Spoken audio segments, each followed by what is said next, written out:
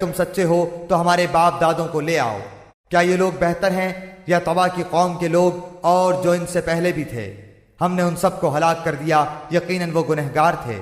ہم نے زمین اور آسمانوں اور ان کے درمیان کی چیزوں کو کھیل کے طور پر پیدا نہیں کیا، بلکہ ہم نے انہیں درست تدبیر کے ساتھ ہی پیدا کیا ہے، لیکن ان میں سے اکثر لوگ نہیں جانتے۔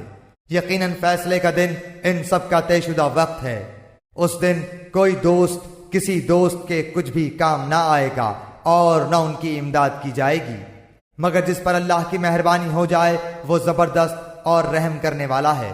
بے شک زقوم تھوہر کا درخت گنہگار کا کھانا ہے، جو مثل تل چھٹکے ہے اور پیٹ میں کھولتا رہتا ہے مثل تیز گرم پانی کے۔